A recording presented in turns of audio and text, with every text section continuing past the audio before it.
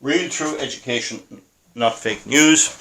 You're welcome back. It's the 25th of May 2020 to Real True Education, not fake news. I hope you find the channel useful, and I hope you accept that I have to have a variety of subjects on, including like things doing up the DeWalt drill and all that, and converting it, which might not concern everyone, and just move on and do the things that look at the stuff that interests you. I'll try to find a way of managing that better, and to highlight videos which I consider to be very important for to understand what's going on. I don't think you can get good news anywhere at the moment. There are a few sources, but you won't probably know about them. I know about them, and I'm not going to reveal them, but because there could be issues with copyright and all that. But this is what actually happened. This is my opinion on what happened, and it's as best as I can get. And if I make mistakes in it, I'll correct them at another stage. So it's a good source of news. When I do something, I do it well, and I check it out and try and get it right, and compare it to the existing trends. Because what I've said in the earlier video in the previous 20 series is, I can see the effects of this policy all around me. The kick up over the pylons, the noise last night here at the wind farm, helping people with all this, and I can see all this all around me. And so I see the effect of it in everyday life. Now, one of the things too is that so we move on from is this German court case, which I want to explain. Now, the European Central Bank, according to the treaties on the function of the European Union and all the treaties, it's meant to do money policy. It's not meant to do economic policy. Now, what that means is they can control the money supply, print money where it's needed, take money out of circulation, print notes. They're the only one has the authority to print legal tender in conjunction with member states, and all of that sort of stuff to do with the money in your pocket. That's their function.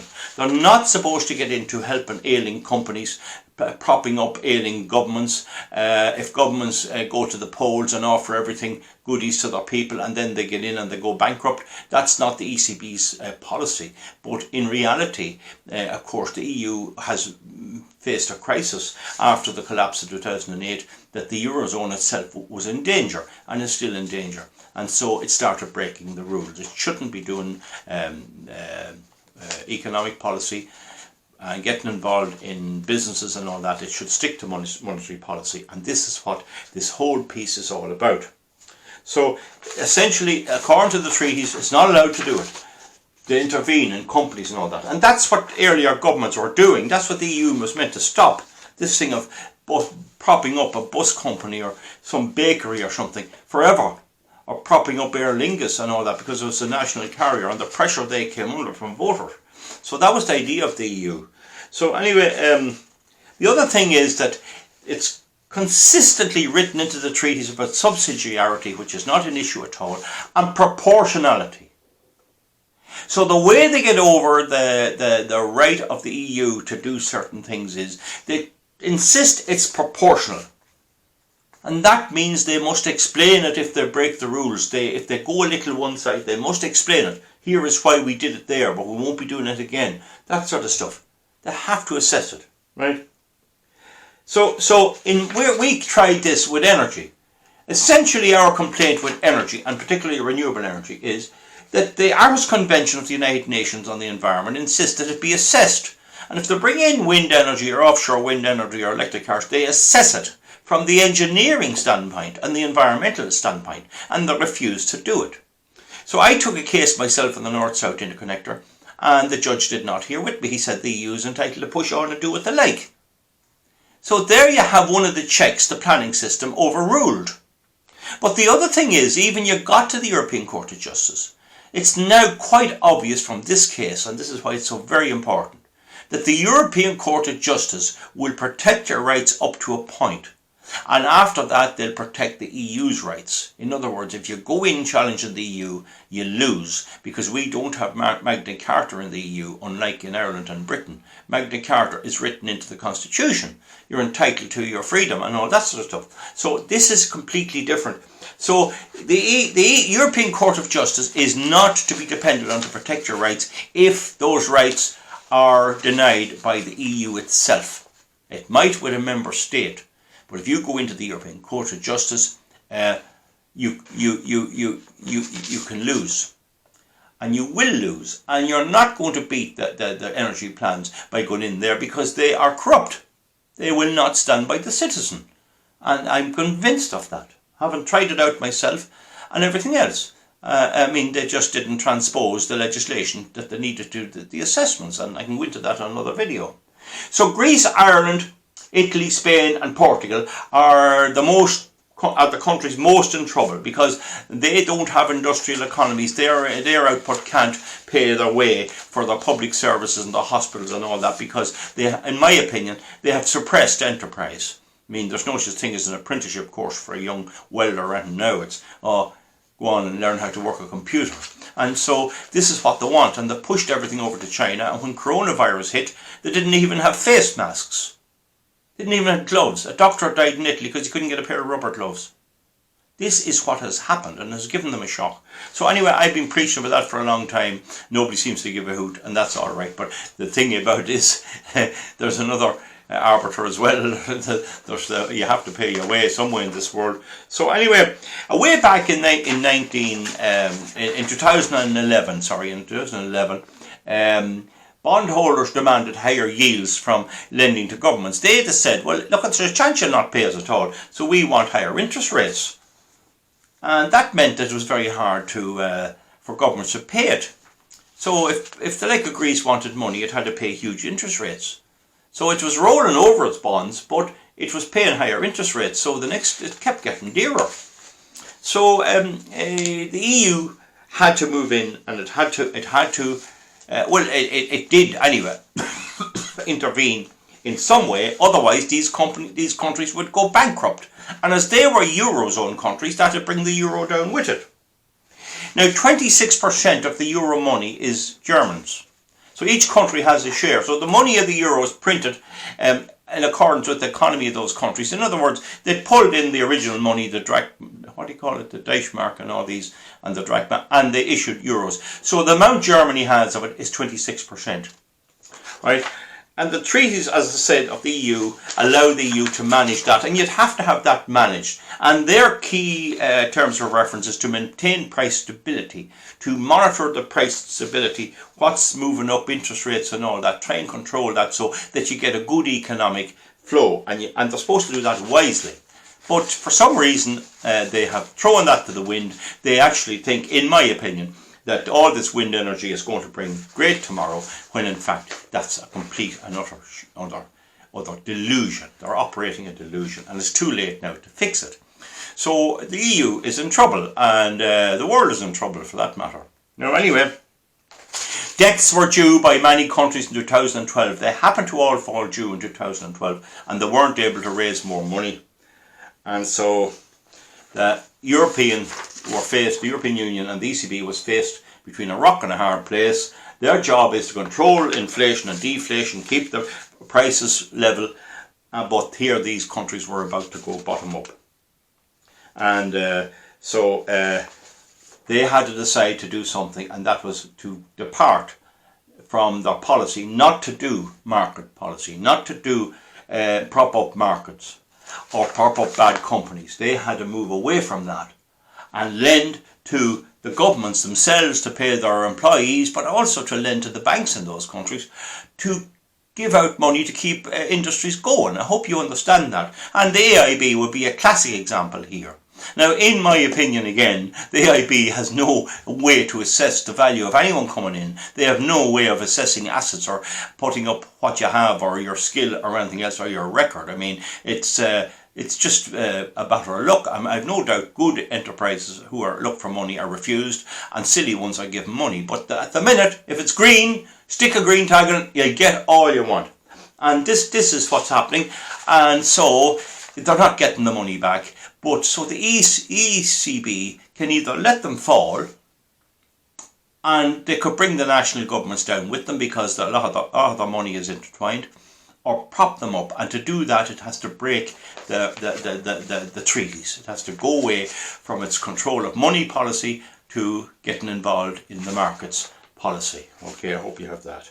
Now, there is a rule, although I couldn't find it this morning, I've seen it before, that they're not supposed to lend any more than 33% of a member state's borrowing. So in other words, if Ireland borrows 100x a billion this year, it should only be allowed to borrow 33% of it from the EU. That it was contested in the case. It's for further study. I just want to bring it to your attention that seems to be the case. So that was a rule. Now, so the EU is the problem. Then is that these countries are not able to pay the interest on their bonds. So when they pay back the whole lot after 10 years and have the interest paid, they're now faced with a new bond at a higher interest rate, so they can't pay that. So they're never going to pay the principal. They're going to borrow again and again and again to pay the principal. And that seems to be kind of the idea with wind farms as well. But the only thing is, wind farms have a finite life. I mean, Greece will be there in 100 years when we're not. And so will Italy. It'll be there. There'll be people there. But when windmill won't be there, it's only last 20 years. So this is one of the, as Prince Philip might say, one of the enigmas. Whatever that means, don't ask me. Anyway, the ECB is printing money to suppress interest rates, keep the interest rates down. And they push them down so far that they're gone into the negative. I've explained that before. So the other idea that they have is mutual debt sharing. In other words, they're giving it to all, giving it to everybody, including Germany, who don't want it. And the Dutch don't want it.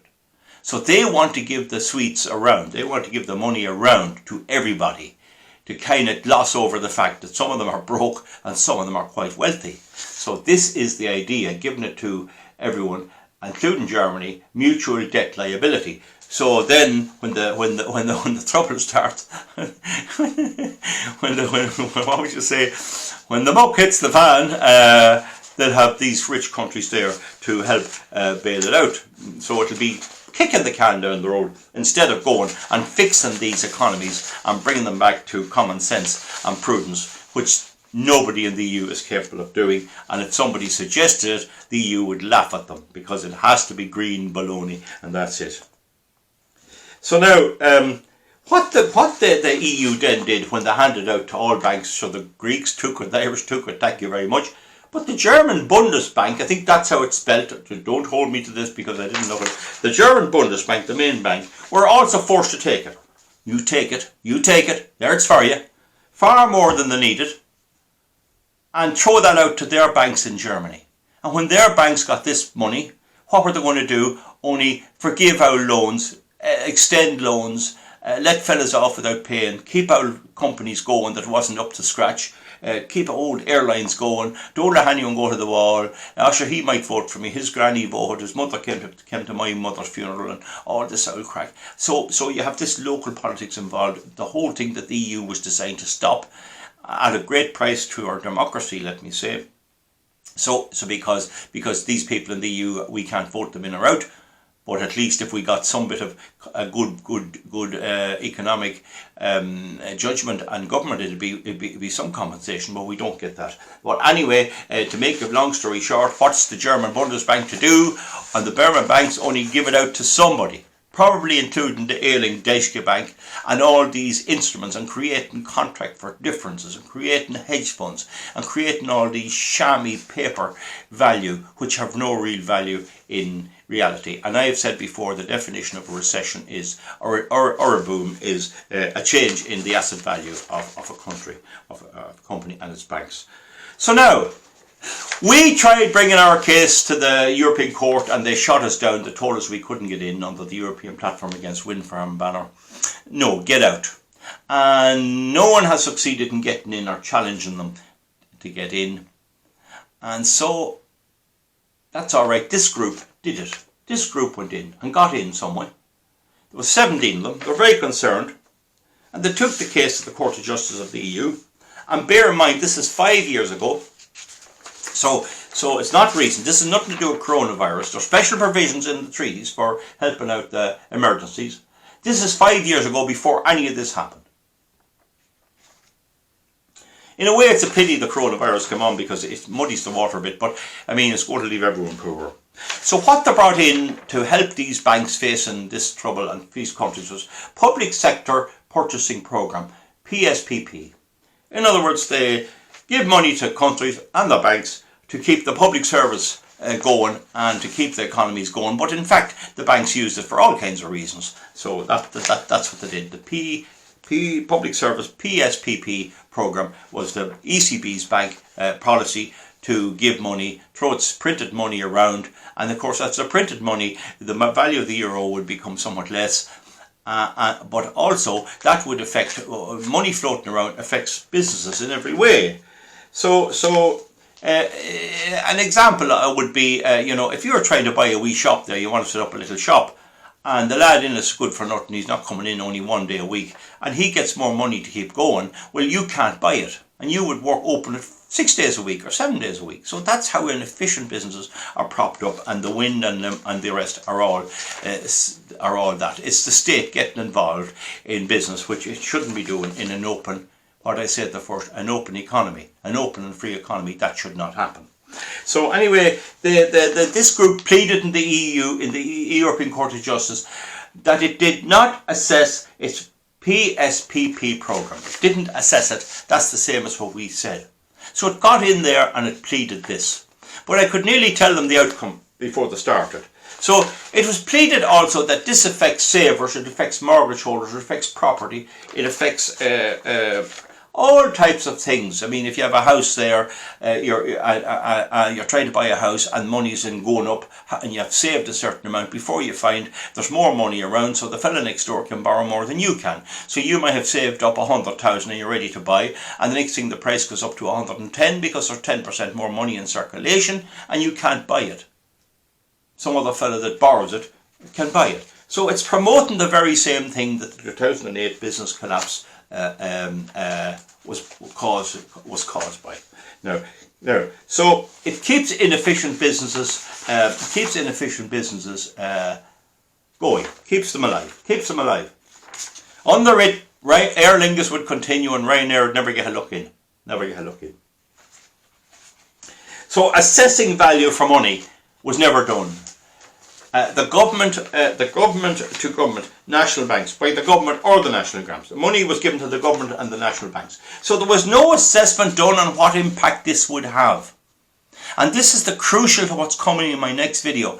They're bound to assess it on proportionality, not on subsidiarity. Is what they're doing proportional, and what is the impact on other aspects of the economy? And this is the same as our case in the case of renewable energy. What is the impact on the economy, on the environment, and on all this from an engineering point of view? And this one is the same. What is the impact? And to assess it. Now, some say it's not a big deal. You do it in 5 minutes, write a few words out. I don't think that'll pass. I think it's a bit more serious than that. So now, what happened was the Court of Justice of the EU rejected the argument that the assessment had to be part of it. They said they do not have to do an assessment. They do not have to assess the proportionality of it. Now, to my notion, there is tyranny. There is tyranny. When you make a constitution, when you get people to vote and adopt it, members of the EU, and you throw the whole lot out the window the first time it's tested, then you're not a free people anymore. The rules don't apply only as you have to apply them, but they don't apply to government. And this is the old story going back to the American Revolution and to the Irish Revolution and all of this. So this is what the ECJ, to my notion, decided. Now, I wonder how they could have decided any more. They just had a problem, really, because if they decided the other way, there was a problem, because the ECB couldn't print money and bail out Italy and Greece. And they'd go on that, they'd be gone in 3 weeks. And what do you do with the euro then? There'd be no money in the hole in the wall. What do you do? So they took the expedient. Is that the rule? They took the safest route, but they took an illegal route. You can't get over this. They're up the creek, really. And it's a matter of trying to stay up there. And how long this can go on for is another day's work. But anyway, just get that now. So the European Court of Justice rejected the argument that the banks had to do an assessment on the proportionality of this action, and so you can see a trend emerging with it's the ECJ, Court of Justice of the ECU of the EU, Court of Justice of the EU, CJEU, nil. It's nil as far as the citizen is concerned, and whatever about this, when it comes to its energy policy, it could have insisted on assessments.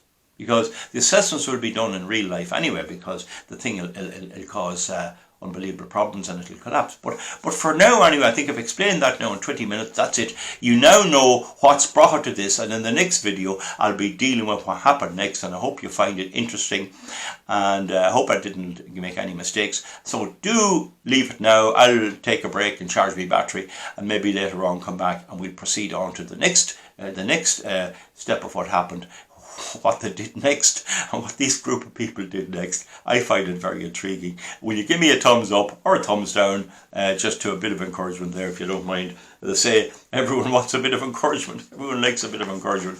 But I'm delighted with the viewership I'm getting anyway. And I think these will be one of the best series of videos I've ever made on real news. So bye now, and we'll see you and come back soon again. Thank you very much.